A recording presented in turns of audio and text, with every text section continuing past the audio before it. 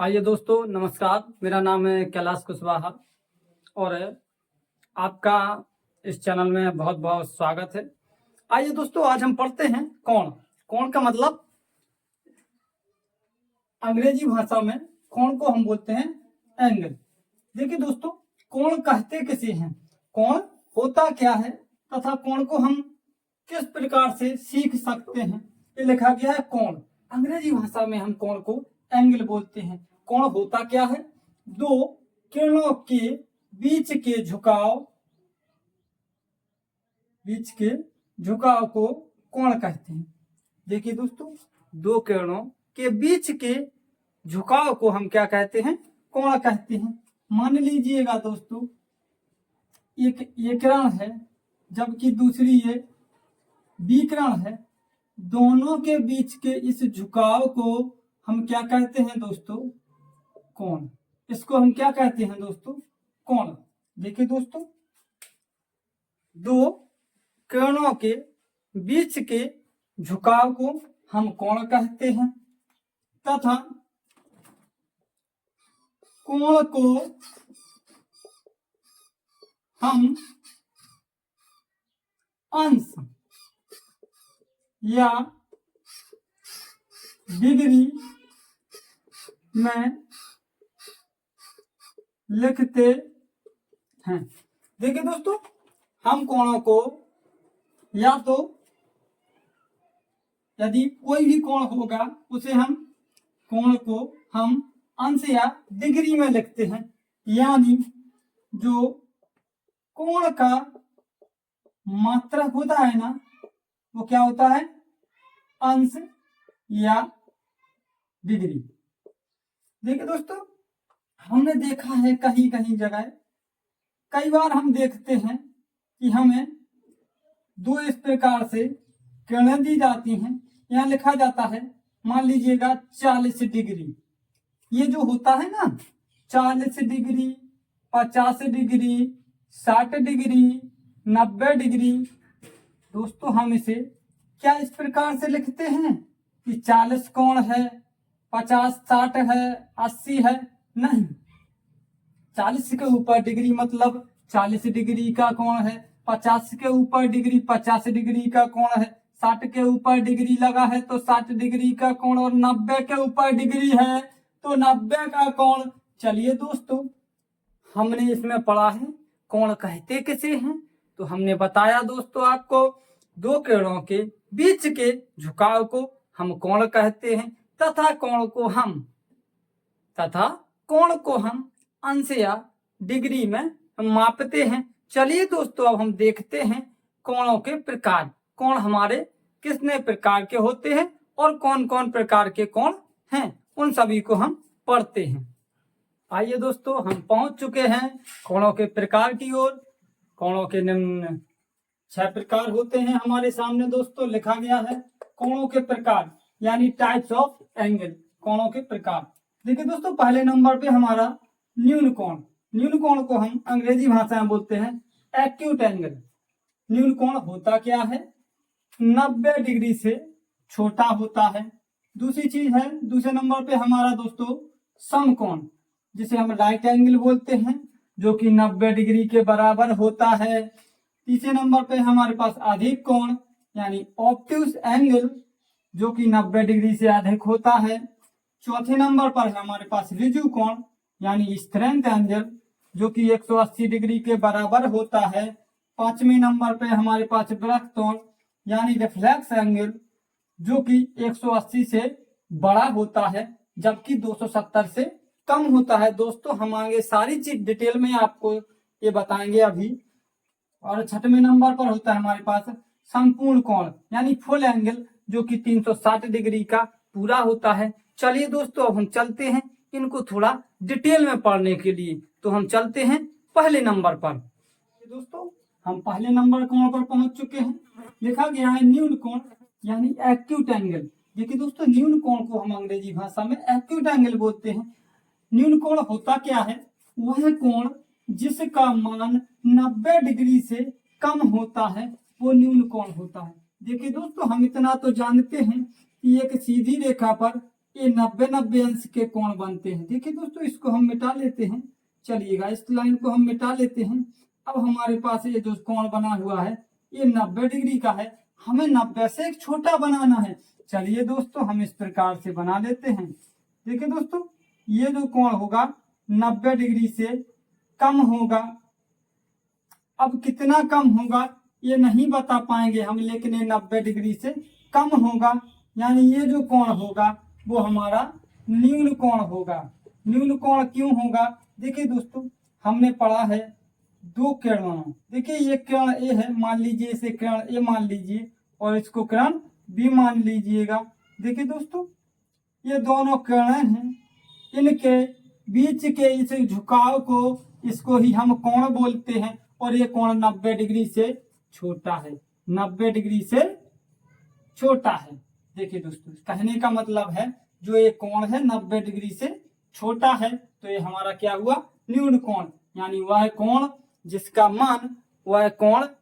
मान 90 डिग्री से कम होता है वो हमारा न्यून कोण होता है। हमने चित्र की मदद से यहाँ बना के समझा है कि ये जो हमारा कोण है न्यून कोण है। चलिए दोस्तों, हम दूसरे नंबर पर चलते हैं। हम दूसरे नंबर कोण पर पहुंच चुके हैं। दूसरा है हमारे पास समकोण, जिसे हम अंग्रेजी भाषा में राइट एंगल बोलते हैं। समकोण होता क्या है? वह कोण जिसका मान 90 डिग्री होता है वह हमारा समकोण होता है। यानी वह कोण जिसका मान एकदम फिक्स 90 डिग्री यानी 90 डिग्री होता है वो हमारा क्या होता है? समकोण। देखिए दोस्तों, ये हमारा जो यहाँ वाला कोण बनेगा, ये हमारा फिक्स 90 डिग्री का होगा। ये किरण होगी, ये बी किरण होगी। इन दोनों किरणों से मिलकर ये हमारा 90 डिग्री का कोण बन रहा है। यानी ये जो कोण होगा 90 डिग्री से हमेशा क्या होता है? बराबर होता है। जो कोण होगा यहाँ वो 90 डिग्री के बराबर होगा, तो वो हमारा क्या होगा? समकोण होगा, यानी राइट एंगल। चलिए हम चलते हैं अगले कोण की तरफ। हम पहुंच चुके हैं तीसरे नंबर कोण पर, अधिक कोण। अंग्रेजी भाषा में हम इसे ऑब्ट्यूज एंगल बोलते हैं। अधिक कोण होता क्या है? वह कोण जिसका मान 90 डिग्री से अधिक तथा 180 डिग्री से कम होता है वह हमारा अधिक कोण होता है। देखिए दोस्तों, वह कोण जिसका मान 90 डिग्री से तो ज्यादा होता है लेकिन 180 डिग्री से कम होता है वह हमारा अधिक कोण होता है। चलिए दोस्तों, हम इसे चित्र की मदद से समझते हैं। देखिए दोस्तों, जैसा कि हमें पता है एक सीधी रेखा पर हमारा 180 अंश का कोण बनता है। मान लीजिए हमें इससे थोड़ा छोटा बनाना है, इसको हटा दीजिए। देखिए दोस्तों, ये 180 से छोटा हो गया है जबकि 90 डिग्री से बड़ा हो गया है। यह कोण है जो 90 डिग्री से तो बड़ा हो गया है लेकिन 180 डिग्री से छोटा हो गया। ये किरण है, ये बी किरण है। इसके बीच जो इन दोनों किरणों के बीच के झुकाव से जो ये कोण बन रहा है ये हमारा अधिक कोण है। कौन सा कोण है? अधिक कोण है। तथा यह 90 डिग्री से, यानी 90 डिग्री से तो बड़ा है लेकिन 90 डिग्री से तो बड़ा है लेकिन 180 डिग्री से छोटा है। देखिए दोस्तों, कहने का मतलब है 90 से तो बड़ा है लेकिन 180 से क्या है? छोटा है। 90 से बड़ा है लेकिन 180 की तरफ छोटा है। चलिए दोस्तों, देखिए दोस्तों, हम पहुंचे हैं 4वें नंबर कोण पर। 4वें नंबर पर हमारा ऋजु कोण यानी स्ट्रेट एंगल। देखिए दोस्तों, ऋजु कोण होता क्या है? वह कोण जिसका मान 180 डिग्री के बराबर होता है वह हमारा ऋजु कोण कहलाता है। देखिए दोस्तों, वह कोण जिसका मान बिल्कुल फिक्स एकदम 180 डिग्री होता है वह हमारा ऋजु कोण होता है। आइए हम चित्र की मदद से समझते हैं। देखिए दोस्तों, ये हमारा ये किरण दी गई है और ये बी किरण दी गई है। इन दोनों के बीच जो एक कोण बन रहा है दोस्तों, एक सीधी रेखा पर हमें पता है 180 अंश का कोण बनता है। जो ये हमारा कोण बन रहा है ये है हमारा ऋजु कोण। ऋजु कोण जो कि 180 यानी जो कोण होता है वो 180 डिग्री के बराबर होता है। यानी फिक्स 180 डिग्री का होता है, वही हमारा ऋजु कोण होता है। चलिए दोस्तों अब हम चलते हैं अगले कोण की तरफ। कोण पर 5वें नंबर पर बृहद कोण यानी रिफ्लेक्स एंगल। देखिए दोस्तों बृहद कोण होता क्या है, वह कोण जिसका मान 180 डिग्री से अधिक तथा 360 डिग्री से कम होता है, वह हमारा बृहद कोण कहलाता है। देखिए दोस्तों बृहद कोण होता क्या है, वह कोण जिसका मान 180 डिग्री से तो ज्यादा होता है लेकिन 360 डिग्री से कम होता है, वह हमारा बृहद कोण होता है। देखिए दोस्तों हम इसे चित्र की मदद से समझते हैं। देखिए दोस्तों एक सीधी रेखा पर हमारे पास 180 डिग्री का कोण बनता है, मान लीजिएगा। ये थोड़ा इधर इसको बढ़ा दीजिएगा। देखिए दोस्तों ये हमारे पास ये रेखा हो गई, ये बी रेखा हो गई। जो ये कोण बन रहा है दोस्तों वो 180 डिग्री से अधिक है, क्योंकि यदि ये सीधी रेखा पर बनता तो 180 डिग्री का होता फिक्स, जबकि ये 180 डिग्री से बड़ा है तो यह हमारे पास कौन सा कोण है, बृहद कोण है। इसका मान 180 डिग्री से तो